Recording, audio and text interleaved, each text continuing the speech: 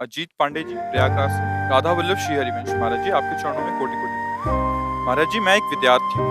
महाराज जी, मेरे अंदर ये बात चलती रहती है कि बहुत सारे मेरी पदों की प्राप्ति हो, बट मन भटकता रहता है कैसे अपने लक्ष्य की प्राप्ति करूं। बट मैं भगवत मार्ग भी छोड़ना नहीं चाहता। महाराज जी, दोनों का समावेश करते हुए मैं कैसे अपने उस लक्ष्य की प्राप्ति भी करूं जो एक संसार में मेरे अंदर से ही प्रेरणा कर। श्री भगवान ने कहा है, अनेक चित्त विभ्रांता मोहजाल समावृता। हमारी चित्त वृत्ति भ्रांत हो चुकी है अनेकता में। हमें बहुत से नाम रूप, जड़ चैतन्य, अच्छा बुरा, गुण अवगुण, ये सब कुछ दिख रहा है। मोहजाल समावृता, मोह माने अज्ञान होता है, अविद्या। इससे हमारी बुद्धि आवृत माने ढक गई है। ढक जाने के कारण जो है वो दिख नहीं रहा है। कौन? भगवान कह रहे, मत्ता परतरम नान्यत किंचिदस्ति धनंजय। इस संपूर्ण सृष्टि में मेरे सिवा कोई नहीं। जब सृष्टि प्रभु ने रची तो किसी बाह्य सामग्री का कहीं भी किंचन मात्र कुछ नहीं था जो अभी दिखाई दे रहा है। वो सब मेरे प्रभु ही बने हुए हैं, प्रभु ही बनाने वाले, प्रभु ही बनने वाले हैं। अब ये सृष्टि को जब हम प्रभु के भाव से देखेंगे, मान लो हम अभी भगवत भाव से नहीं देख पा रहे, लेकिन है ना प्रभु की, प्रभु हैं ये हम तो अनुभव नहीं कर पा रहे, पर प्रभु की है। प्रभु की है तो मुझे सेवा मिली है। अब विद्यार्थी सेवा मिली है तो मन वचन कर्म से एक अच्छे विद्यार्थी का जीवन निर्वाह करो। कोई भी पद तुम्हारे लिए दुर्लभ नहीं रहेगा। यदि आप मन वचन कर्म से विद्या को भगवान का स्वरूप मानकर अपना कर्तव्य भगवान की प्रसन्नता का हेतु रख करके विद्या अध्ययन करोगे तो विद्या भगवान प्रदान करते हैं। ये जो हम अपनी विद्या पढ़ के बुद्धि से करते हैं एक सीमित होती है, और जो भगवान विद्या प्रदान करते हैं तो असीम विद्या होती है।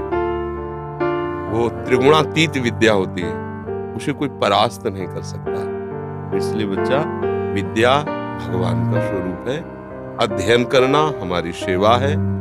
और हम किसी पद में पहुंचे या न पहुंचे, बात समझो, हम भारत देश में पूजा करने के लिए पैदा हुए हैं। ये भारत देश हमारा पूजा स्थान है। प्रत्येक प्राणी हमारा पूज्य है। और हमें डॉक्टर बनावे, मास्टर बनावे, हमें पदाधिकारी बनावे तो हम पूजक होंगे, स्वामी नहीं होंगे। अगर हमारी ये भावना है तो हम एक किसान बनकर भी पूरे देश का हित कर सकते हैं। हमें एक डॉक्टर बनकर, एक मास्टर बनकर हम अपने भगवान की पूजा कर सकते हैं। अगर पदाधिकारी का अभिमान पोषण करने के लिए पद और अपनी वासनाओं की पूर्ति के लिए पद की आकांक्षा मत करो। और अगर है कि हम अपने भारत देश के पूजा गृह हमारे भगवान, हम यहाँ पूजा करना चाहते हैं, हमें कोई ऐसा पद मिले, ऐसा कोई शासन विभाग मिले, ऐसा कोई सेवा विभाग मिले जिससे बहुत लोगों को जो गरीब हैं, अशिक्षित हैं, जिनको हम सुख पहुंचा सकते हैं, हमें ऐसा भगवान पद दे और मैं वह सेवा करूं तो निश्चित वो पद मिल जाएगा। और अगर वो पद अपने अभिमान बढ़ाने के लिए मिले और अपनी वासनाओं के पोषण के लिए मिले तो तुम्हारी दुर्गति कारण बन जाएगा। चाहे जितने बड़े पद में बैठे हो, अगर आप कहीं दूसरों का शोषण करने लगे, अधर्म द्वारा चलने लगे तो आपकी दुर्गति हो जाएगी। क्योंकि ये पुण्य बल से कुछ समय के लिए मिला है, इसके बाद हट जाएगा। जब शरीर ही नहीं रहेगा तो ये पद कैसे रहेगा? और हमें शरीर मिला परम पद के लिए, जिसको कभी कोई भी नहीं हटा सकता, अविचल अविनाशी पद के लिए। तो ये संपूर्ण सृष्टि भगवान की ही सेवा है। इसको हम अलग न ले कि माला चलाना एक अलग बात है और हल चलाना या और कार्य करना अलग बात, दोनों एक बात है। वो प्रभु का पार्षद माला चला के प्रभु को प्रसन्न कर रहा है, एक प्रभु का पार्षद बॉर्डर पे खड़ा होकर के गोली चला करके वो भगवान की सेवा कर रहा है। उसमें कोई अंतर नहीं। तो इसमें ये दो विभाग हो ही नहीं सकते कि एक संसार विभाग हो गया, एक भगवान का विभाग, तब तो बड़ा गलत हो जाएगा। एक का ही विभाग है, सेवा के अलग अलग विभाग हैं। ये बात समझना। आपको समझ में आई?